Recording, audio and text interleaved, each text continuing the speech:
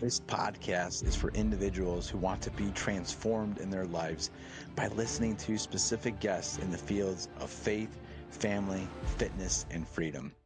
As a teacher, life coach, husband, father, author, and founder of 40 Days of Deliverance, my intention with each podcast is to help you grow in these specific areas. Lastly, my hope is that you will begin to learn specific habits to introduce to your lifestyle so you can live a purposeful life that you feel fulfilled. I love you, and may the Lord bless you and keep you all the days of your life. Another order of business. I wrote a book called Freedom to Ascend, which is on sale now on Amazon.com. I will send a link in my show notes, so just click on it. It's a great price. It's a great read. So pick one up today. Another item of order, land. The Lord has given me a vision that I will be gifted land by some special soul. And this land will be used for deliverance camps to help people who are hurting and to help people come together as a family and friends and fellowship. So if you have land that you would love to donate for this cause, please go to the show notes, which I'll have my email, and just email me land. Another note, share this episode. This show is growing, and the only way it's going to grow faster is if you can do one thing. Share this episode with one friend or more. Also, if you haven't left a review, do that now as well. Just do it on your app you're listening to. Now, buckle up and enjoy this episode.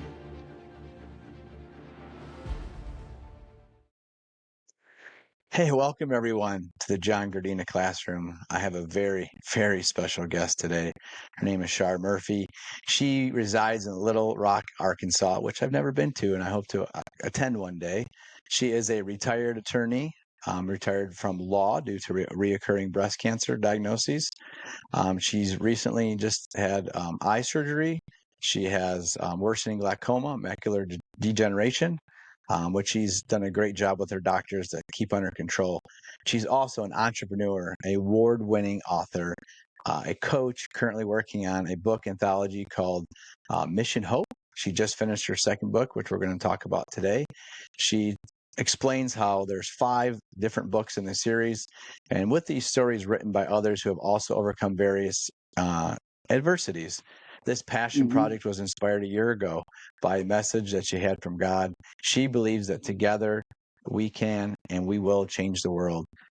So Yes. I'm so happy that you are here today, Char. So thank you Thank for being you. on the classroom. Thank you for that beautiful introduction, John. It's my pleasure to be here. Thank you so much. Well, everyone, I want to just say this. It's a blessing to have an opportunity to meet someone who is unique with so many different talents, from law to just resiliency from fighting breast cancer many a times, never giving up, never giving into the lies that you can't, move forward, have fortitude. And Char is a shining example of what resiliency can do for your life if you have hope. So, Char, let's begin.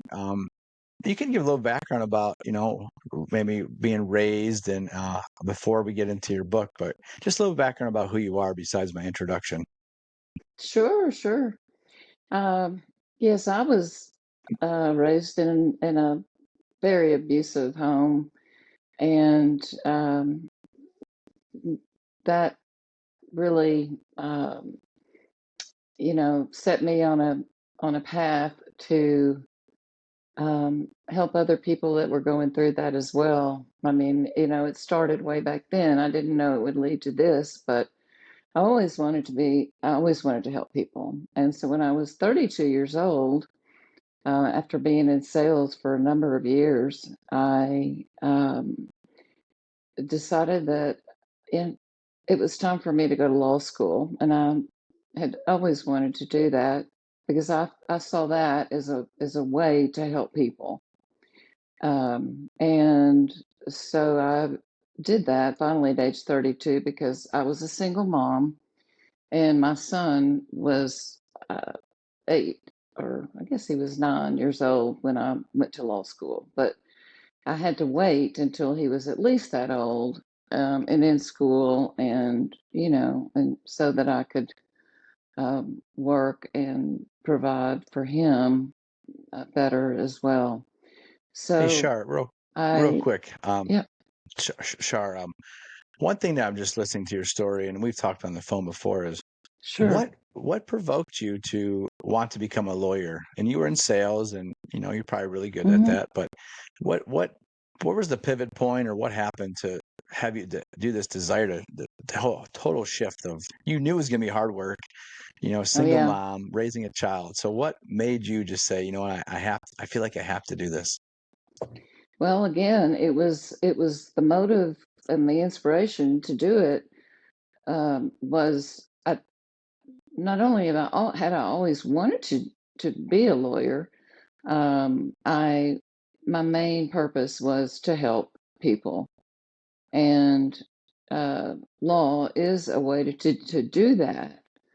Um, and so I did that for 15 years, John, Yeah, before that's the great. breast cancer came along. Yeah. Yeah. So you did that for 15 years being a lawyer because you said yourself that you were young and you always had this vision of becoming a lawyer and Mhm. defending the unjust and just having an opportunity to serve. And you went Right. through law school. I mean, I just give you so much credit for being a single mother, knowing that you had to complete this mission.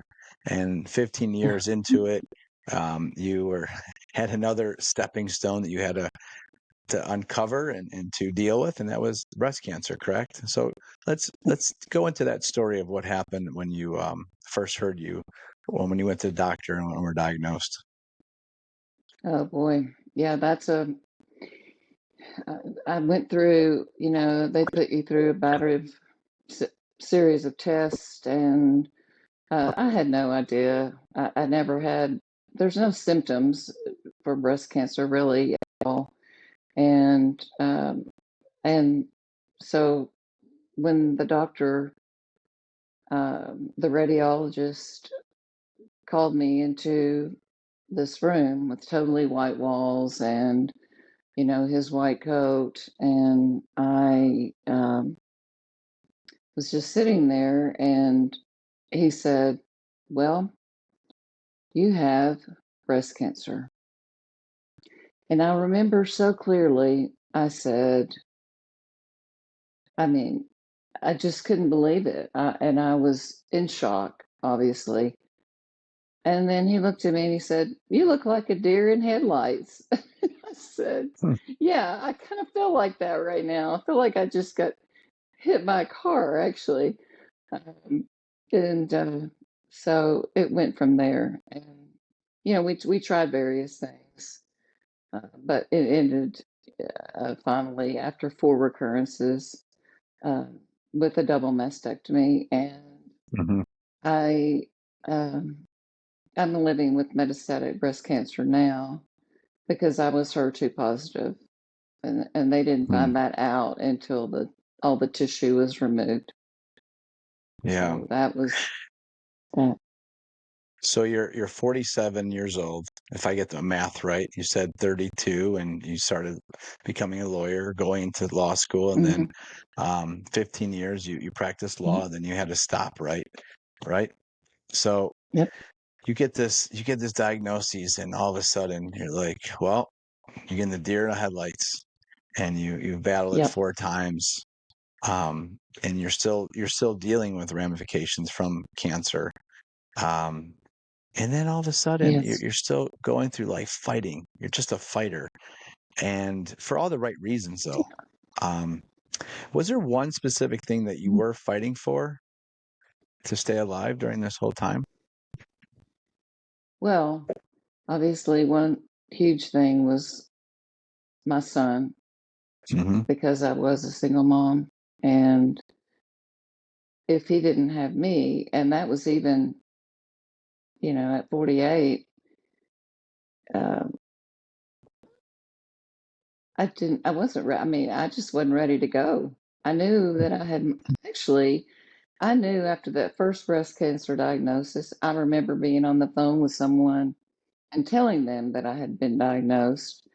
And and then I said, just kind of out of the blue, again, it was a message from God that said, "This is the beginning of your living your purpose. This is going to lead to you living your purpose and your passion for really helping people.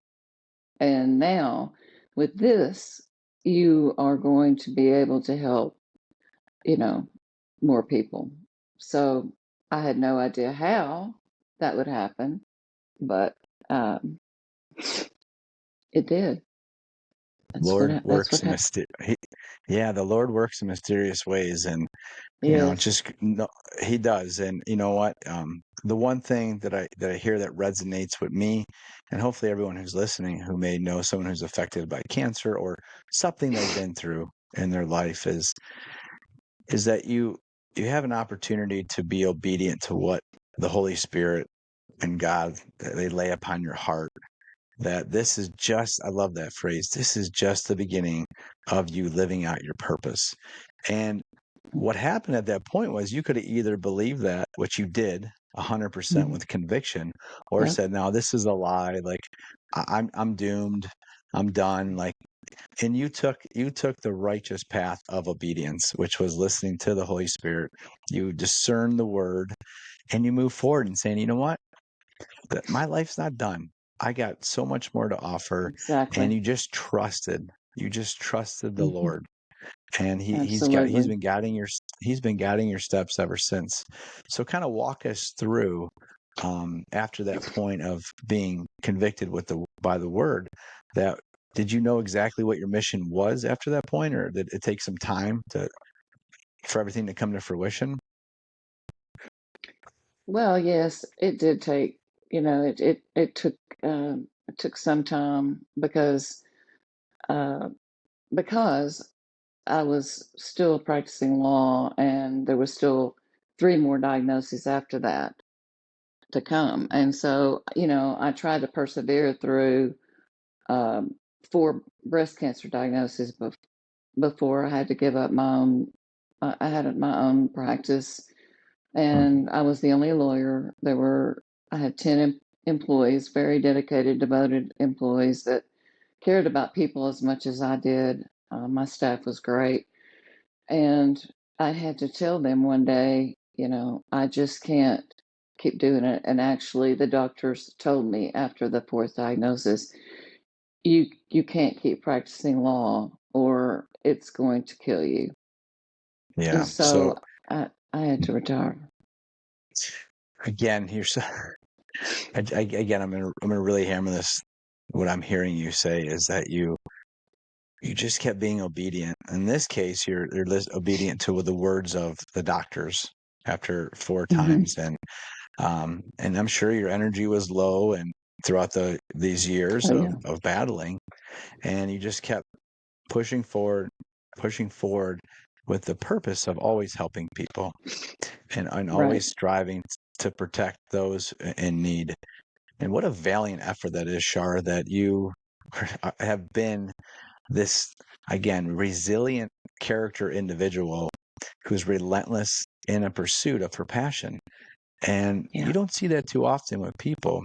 And I'm sure, I don't know you as a professional in regards to when you were practicing, but I have a very good idea that your character is always high, a woman of high value and always doing Yes. things ethically. And, I think Yeah. knowing you more now, it really goes to show of just the beautiful person that you are of, never saying no to yourself and what God had given you this purpose. And Yes. walk us through after the doctor said, you have to put down your practice. And I know it's probably hard for you because you lived that lifestyle for a while. So what shifted in your mindset maybe of what your new purpose was? Well, I still had the same purpose, which was to help people. Hmm. And I mean, that sounds so almost vague, just to help people, but that is my Hmm. passion, is to give hope and faith to people. and I drive that home with my own life and instill it in others to share their own stories, as in the Mission Hope series. Yeah. I mean, I just, the thing is, when you stopped your practice and, you're serving and you're giving people faith and hope in their own lives. So you're almost like that. I'm a big sports guy, so it's almost like you're the one Yeah, going around with Gatorade, filling people up. Hey, make sure you stay hydrated. You got this. Keep going. Don't give up. yeah, You're still it's in the the truth. game, right? Right. Yeah, And I just it's the see I truth. see that I see that personality just coming out. Um, Mm. and then you know the mission still, just a different way of doing it instead of your practice as a lawyer. Yeah, So go ahead and walk us through now what happened between, like, you had to shut down the practice or you left. yeah. And during that period, how old were you when you had to step away? Let's see. I was 47, 48-ish in there you were right about those numbers, when I was first diagnosed. So it would have been, uh, I guess I was about 50 years Okay. old. Yeah. Mm-hmm.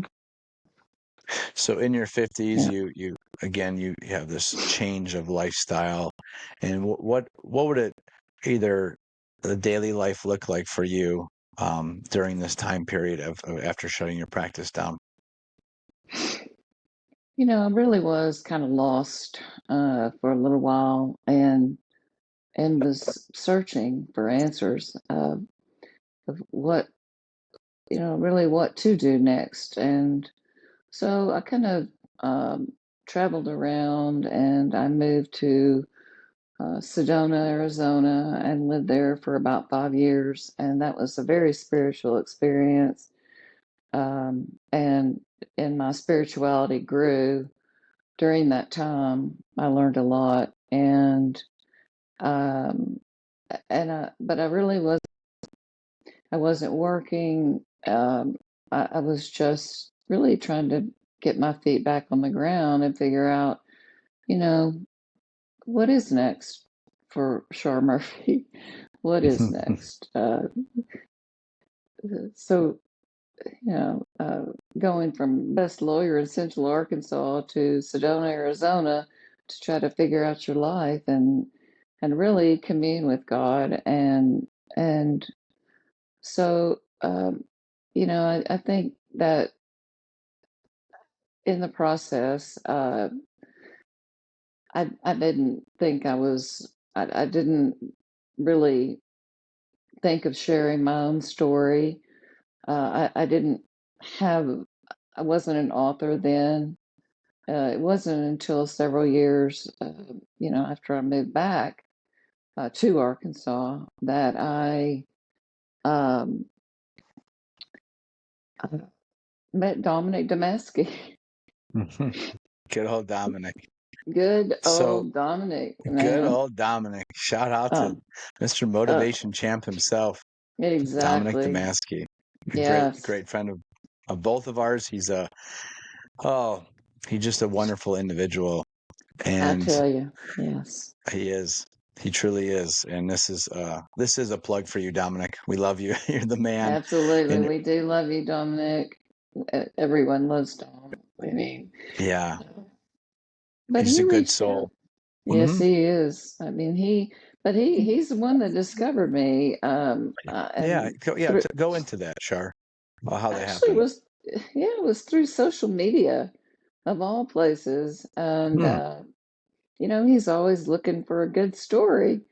Hmm. So I guess he read my profile and approached me and said, "Why aren't you sharing your story? Why aren't you an author?" And so, I said, "Well, I've always wanted to write books. That's something I've always really wanted to do. I just don't know how." Or so Hmm. he had a little project going himself at that time, um, and it was a book with all women, and it was titled "Power Up Super Women," and it had stories of going through adversity and overcoming it, and it was about what we could say in that chapter, in our chapter. It was exactly what I'm doing now with these other authors, but that was a good experience for me to learn about the process and see if I even liked it. And then it went from there to my own book, which is Unshakable Power, and then into the Mission Hope series. Yeah, and you know what, that's the one thing that I think I've learned through my years recently too is, social media could be such a powerful tool if used correctly. It's like anything. So if you're Hmm. there for your own vanity and you want to just get likes and views, like, okay, then have at it. But if you're having a meaningful connection with people, and I have so many good relationships that I've built through social media, just like you and I, with Dominic, is people who Yes, generally care about your well-being, and when they see talent, they're saying to you in this case, hey, you know what, Char, like, not many people have done what you've done. Not many people have right. battled the way you have, right? And just by reading your profile and getting to maybe have some conversations with each other on social media and saying, hey, why don't you just write your story? I think it's time. And God Yeah, also places people together for that perfect harmony for a specific reason. And that reason for you, Char, was, you know, I always believe this: don't die with your music still in you. So you have all this exactly. music, right? All this beautiful music that has been your story. And through these Yes, trials and tribulations that you face, single mother, going through breast cancer multiple times, yeah, moving, putting down your practice, and then saying, I still want to serve. How can I serve? And then all of a sudden, exactly. Dominic reaches out to you, Yep, opens up a new chapter, no pun intended, in your life. And you right. wrote your book, Unshakable Power. And now you're Hmm. on a 5-book series, and you just finished the second book of Yes, Mission Hope. So, Shar, yes. why don't you explain to everyone? Maybe I think this is very important because I was, and I could explain myself as someone who's never written a book before, and now I'm finishing my second one as well. Hmm. So funny how God parallels Congratulations. things. Thank you. I think when people are fearful because it's the unknown. This is me personally. So I've always wanted to write a book since 12, 13 years ago, and I just didn't know how. I didn't know how to get started. I didn't know who to Right, trust. Um, exactly. what's some what's some advice besides someone like a Dominic Damaski coming out of left Yeah. field and saying, "Hey, you seem like you need to write a book. You got a great story." What advice would you give someone who maybe have low self confidence, but knows they have this mission to write a book? What would you offer to them? Well, I I believe, like Dominic believes, that everyone. I know everyone has a story, and some are really powerful. Um, and we've all been through things, right? And if we're still here, that means we've persevered through things in life, and that's those are the things that other people need to hear about, because when you're going through things like that, you really can feel all alone.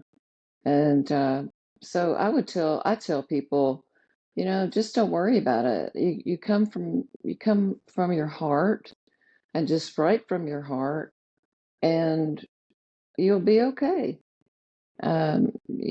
It's coming from that perspective and mindset of serving. How can I serve other people by telling my story?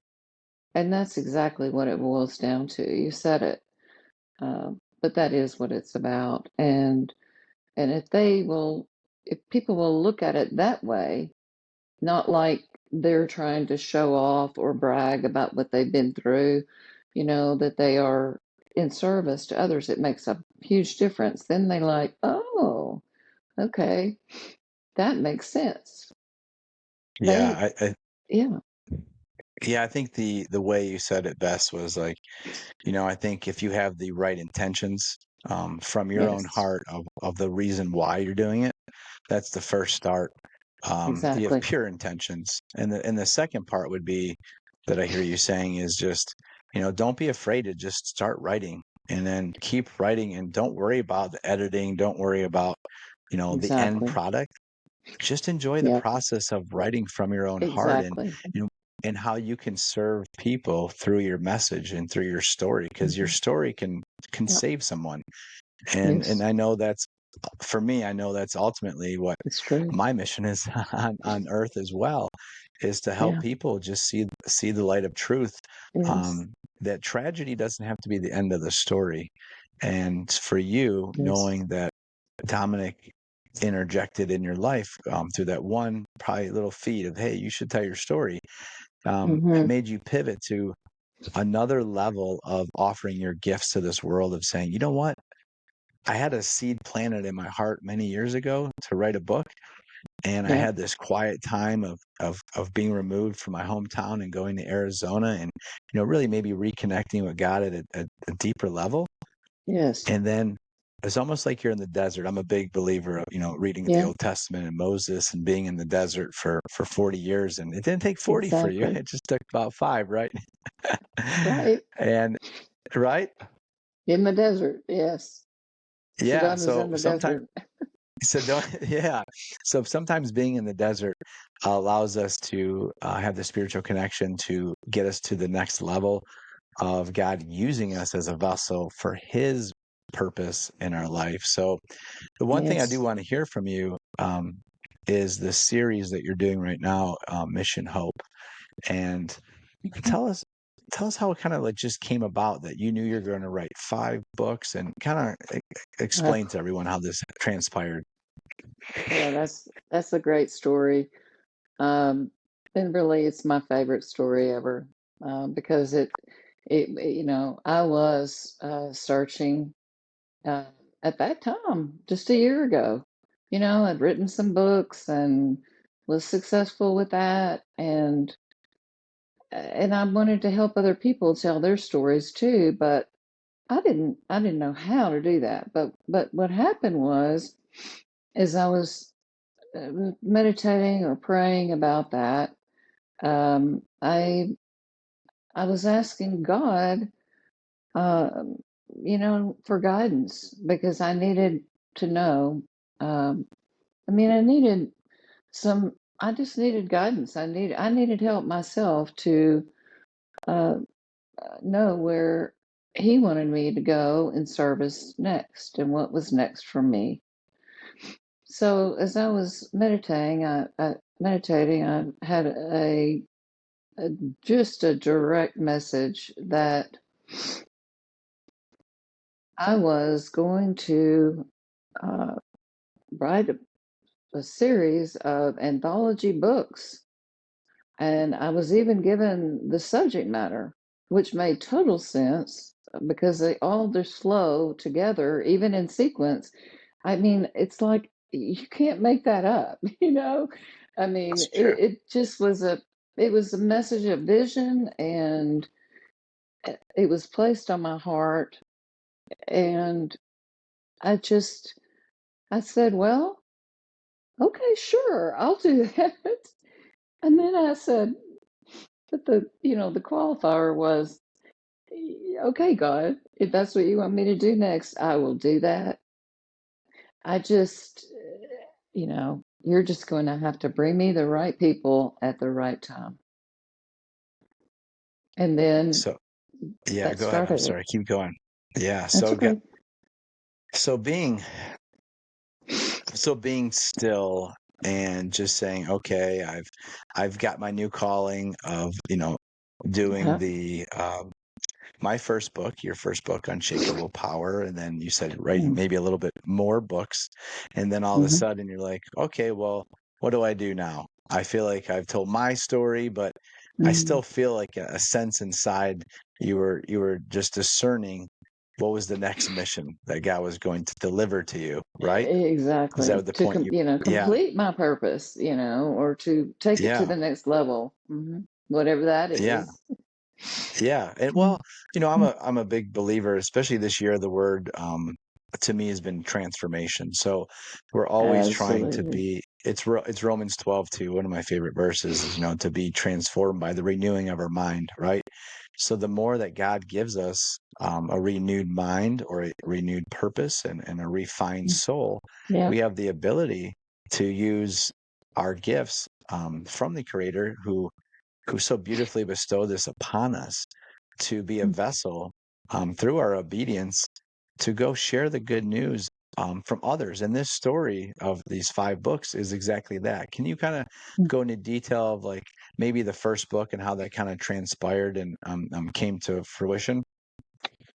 Sure. Um, yeah, this is the book, by the way. Yeah. This was the first book. And of course, Dominic is the publisher of all of them. But yeah, I just, after saying, okay, I'll do it, you have to show me how. I have no idea how.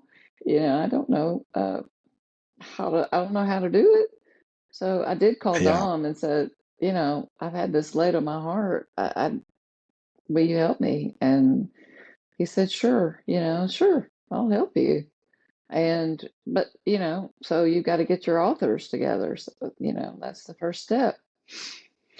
And I had asked God to bring the people forward that were meant to be in these books. And that's what happened. But it did take, it took me, I guess, a couple of months because it was just a new idea then to everybody. And I was approaching people uh, and kind of explaining what I was doing. And, with the first book, people were kind of, no, there were some that weren't sure about it, Yeah. weren't sure Yeah. if I could pull it off, or, I said, well, it's a mission from God and, it is. And I said, believe that it will work. And I believe that we can help a lot of people. And so there are some people, a lot of people, 18 people that did believe in the project and had faith like I did and believe that what the world needs now is hope. And that's what I was questioning God about in the when I in the meditation. It was, what does the world need now more than ever? And then, hope and faith and love and joy, gratitude, Yeah. those that's what came to me. And Yeah. yep, so the first 18 believed in the mission, and they believed that we could do it, and we did it. And I'm just forever, forever, forever grateful for that core group that did believe. And wow, that's just so, uh, looking Well, back on it, yeah, it's overwhelming almost. so this is how this is how God works so Right. mysterious and so beautiful that a year ago he put on your heart to do this project, Mission Hope, because you asked the question, what does the world need? And Exactly. you you got the word hope. And that was the mission. The mission was to provide Yep. hope. And then you knew it was going to be a gathering of writings from people's stories. Hmm. And you're saying, well, how am I going to meet all these different people? And then Right. God delivers 18 Exactly. people to you Exactly. quick. Now, we're not talking like, we're talking years, we're talking months, within Just months. a couple of months. correct? Right? In a couple Yes. months, 18 Yep. people, somehow God just divine intervention, which I love so much, Yes. Yes. bestowed upon you because Yep. that was in alignment with his will for you and your life. And you Yes. again are so obedient to his word that these 18 people come in, they share these stories, they write their pieces. You and Dominic work together Yeah. to put it into a nice twist, a nice story, and it comes out to be just a beautiful product. Was it just Well, fun to thank you. sometimes sit back and witness the process of this? It is. It really is. It's so amazing to me still. I just am, uh, yeah, it's magical. It's that divine intervention, as you say, at work. And it's, yes, I'm so As you said, grateful. yeah, Mm, Char, we said it earlier. We're just blessed. We're, we're, yes. we're blessed to know that through our faith and Yeah. through how God works, that he does things unimaginable to what our belief system is because it's so much greater than we could ever imagine. And when that happens, Exactly. and you said the word, it's like magical, right? Well, it Hmm. is. It is because Hmm. it's when he puts his hand over it and has favor on it, um, things come things come to the surface that are so just like I just look at a sunrise when you go walk out in the morning and it's just you're in the woods and you see this beautiful sunrise and you see all Hmm. the clouds just turning pink and the blues and you're thinking like Yes. that is the most amazing sight my eyes have ever seen. And then when you go ahead and write this book with your 18 friends who came together in this collection series, and it's like that beautiful sunrise or sunset where for everything just comes together so beautifully like a master painting, and you Mhm. thought to yourself, how could this have ever been done Yeah. this quickly and Hmm. such a beautiful product for people to listen or to read and to give them hope and to give them joy Yes. again in those who Yes. are suffering because there's Yes. so many people, Shar, I work in education, there's so many people suffering and it just Yes. hurts my heart. And for you to have an opportunity to work on this project to provide hope for people is just a pure joy to witness. And I'm so blessed to know you and that we both work with Dominic and he's such a Yes. little guardian angel over us to He is. orchestrate. He's the orchestrator, right? He's the orchestrator Yes. of Yes. these masterpieces, right? Exactly. Yes, he is. He does. He He is. is. He's the orchestrator. He's the orchestrator. He tells me. Yeah, I listen to everything he tells me, and he's one of my go-to people. You know, Yeah, he's a gem. And he's a he is a really, gem. yes, he is. He's a blessing. So before we end here, I would just like to you're going to release the second book in the series, Hmm. correct? Yes. And is there anything you would like to provide for listeners of like, is this one different than the first, or just it's just explain a little bit about how this series is going to play out. Okay. Sure. The the all the chapters will be, what I said they will be with the first one being hope, and then the second one is faith, and then the next one will be love. Um, and and those were given to me in that order, so that's what Hmm. I'm abiding by. Hmm. And the second one though is different, a little bit different, because it blends hope and faith, and hope and faith do go hand in hand. And with hope and faith, miracles are created, and we're examples of them. And these people have these miraculous stories too. I mean, breast cancer, in the first book, I didn't have any breast cancer survivors. And in the second book, I have two that are incredible stories. really like mine, that, they went through breast cancer too, more than once. And their stories are different, in different ways than mine. But yeah, about half of the first authors from the first book, maybe more, are actually in the second book as well. Okay. And most all of the authors in the second book are coming back for the third, and actually Yeah. have committed to the whole series now. So Nice. what a what an accomplishment to be an author in all five books of the series. I mean, these people are they're passionate about. I mean, this is their passion project now because Yeah.